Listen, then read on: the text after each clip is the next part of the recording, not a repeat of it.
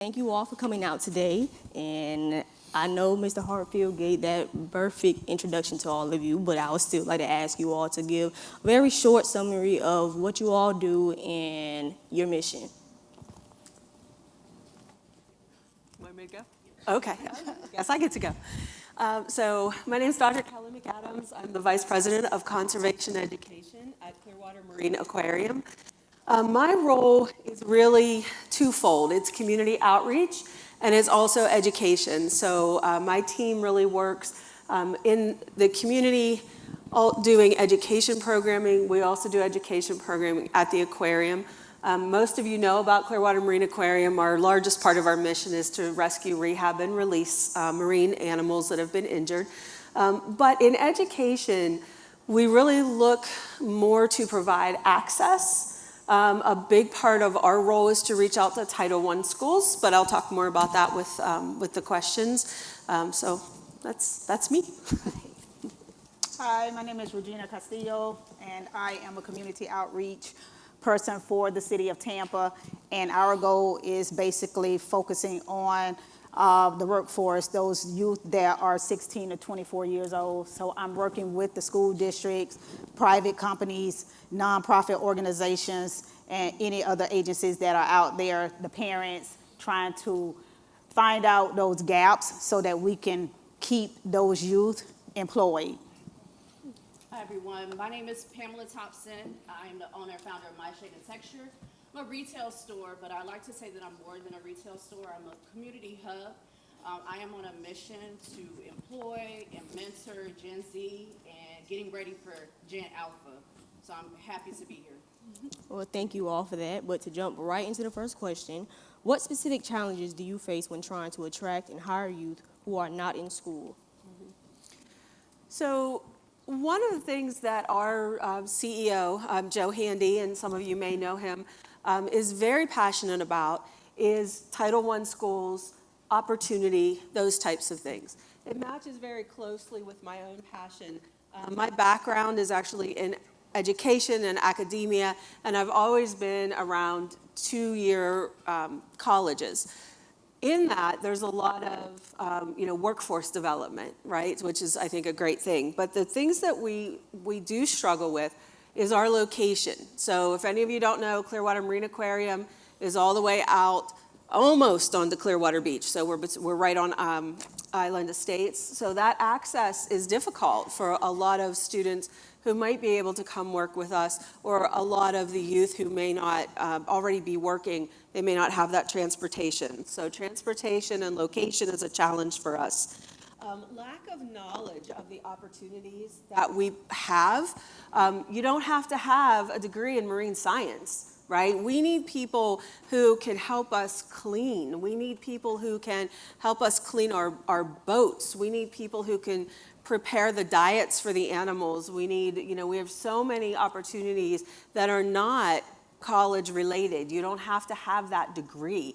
You may need some skills, but again, those types of things are things that can be learned.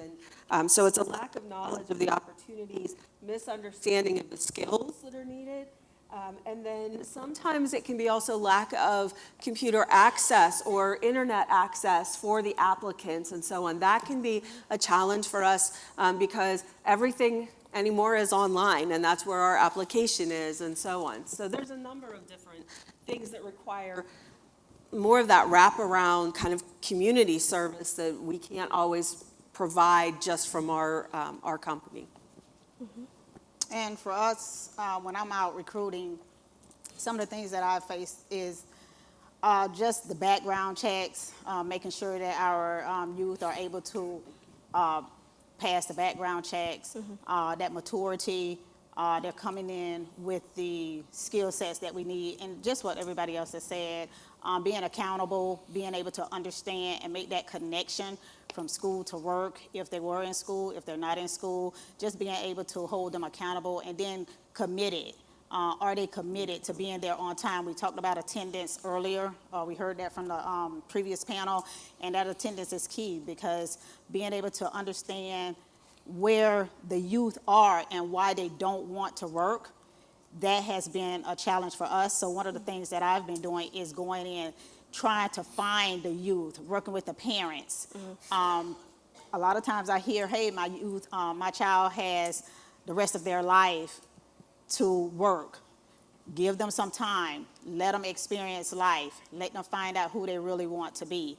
So it's a lot of awareness. I'm in the schools, I'm out in the community, I'm partnering with nonprofit organizations, private organizations, the parents. I go to a lot of parent meetings and things like that, just trying to see what their perspectives are and what it is they're looking for so that we can bring those youth into our organization. And for me, it would be soft skills. A lot of youth I've encountered lack soft skills.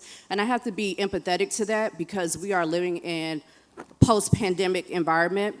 The cost of inflation, housing, so many different variables that affect the parents. And so I have to think that it is also affecting the child. So being empathetic to that and creating an action plan. So anytime a youth comes on board, pretty much sit down and go through a full action plan to identify what they're lacking, what their strengths may be, and what their desires may be.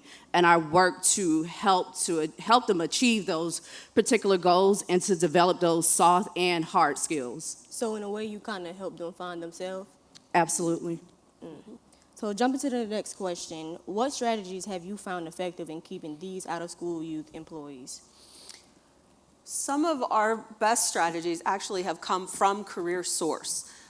We had 5 employees last summer through CareerSource. They worked with our guest engagement team, so they did a great job with that. So that helps because they've got, they have us, but then they also have, someone else who's checking in on them, making sure they're doing okay, et cetera. And that's another thing that we do, right? Checking in with them, so sort of touch points, making sure they know, not just that we want you to show up here and do your work, right? But we care about you. So are you doing okay? How's the job going?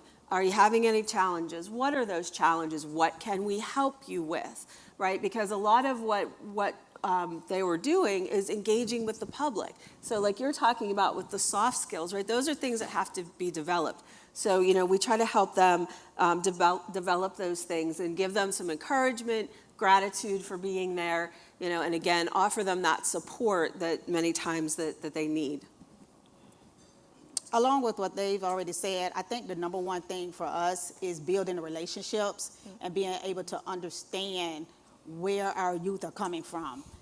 I know we have standards, however, our youth are coming from a different place, and being able to make that connection from the traditionalists, from the baby boomers, the Gen X, and the millennials, and then being able to, all of us are in one work environment.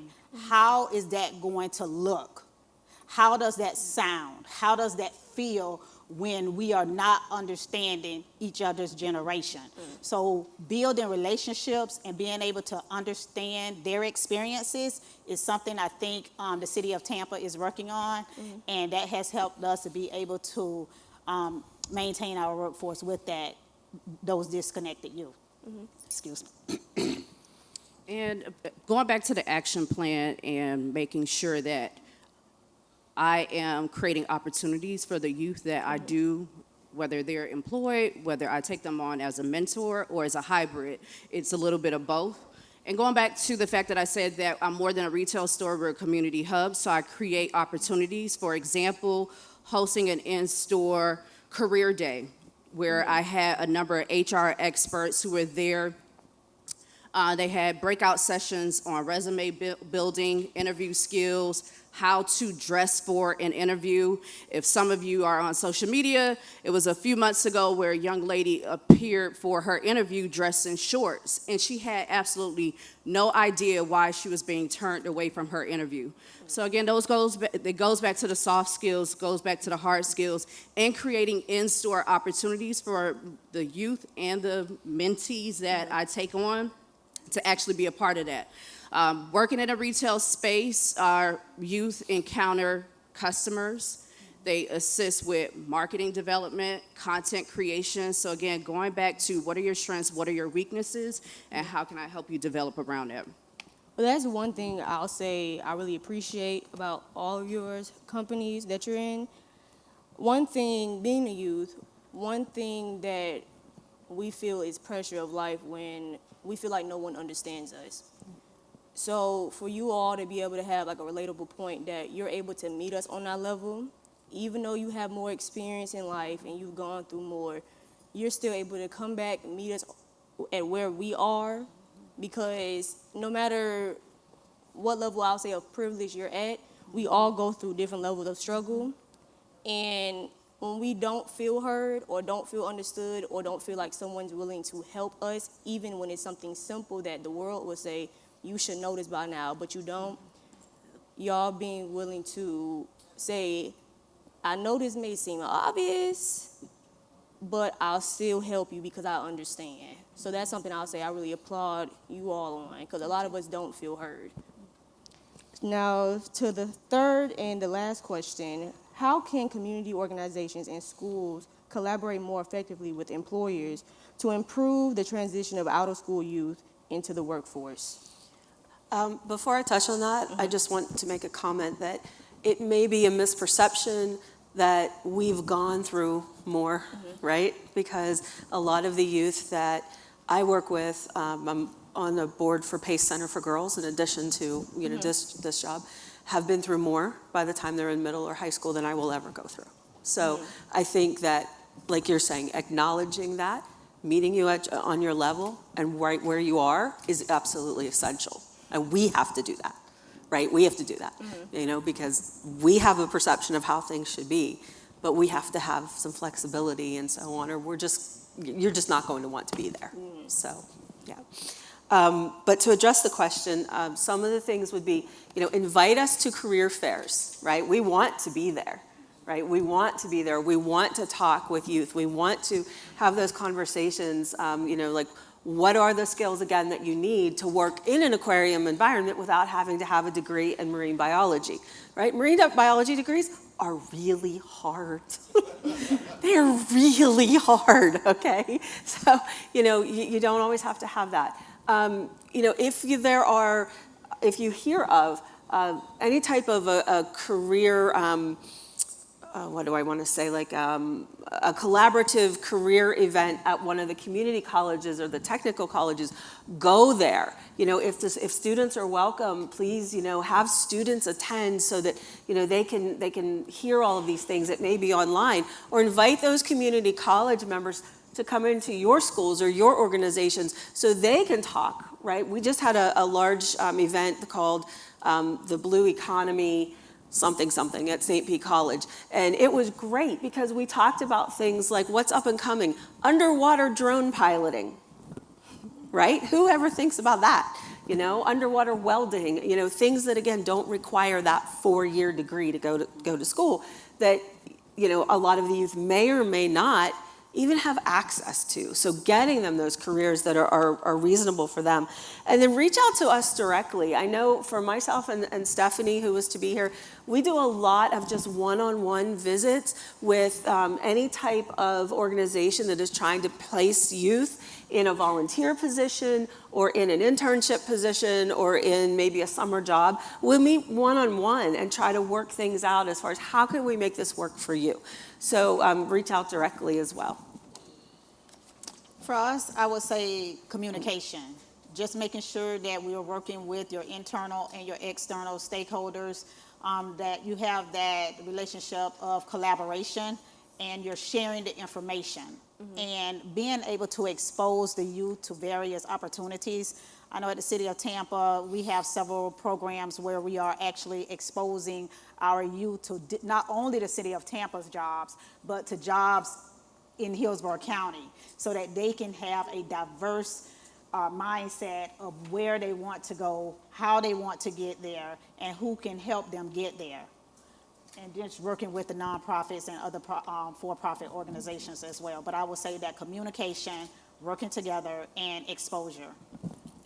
And for me, it would be a little bit of the same, and I am happy to hear that Hillsborough County has some things in place to help our youth develop soft skills. So for me, it would be to expose our youth to diverse working environments. The workforce has changed again post-pandemic. I have teens that I've encountered where they're competing with an adult for a traditional teen job. So for them to come on and work with me as a retailer, they're not thinking about, okay, I want to own a store. Some of them are coming on, hey, I want to actually work in marketing. Hey, I want to actually work in a background creating wellness products or being a cosmetologist. And I'm happy to say that I have helped them to get to that path. So when it comes to the schools, perhaps providing us as employers with a student profile, I don't have a problem at the onset of their employment to help kind of work out that action plan. But if I have more insight as to, okay, how are you doing on an academic setting?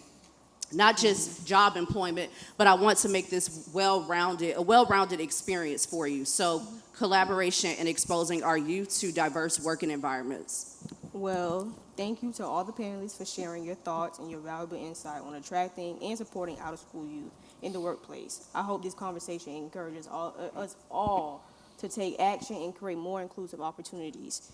And thank you for everyone for listening, and feel free to connect with our panelists and each other as we make this world a better place for our youth and for you as well. Thank you.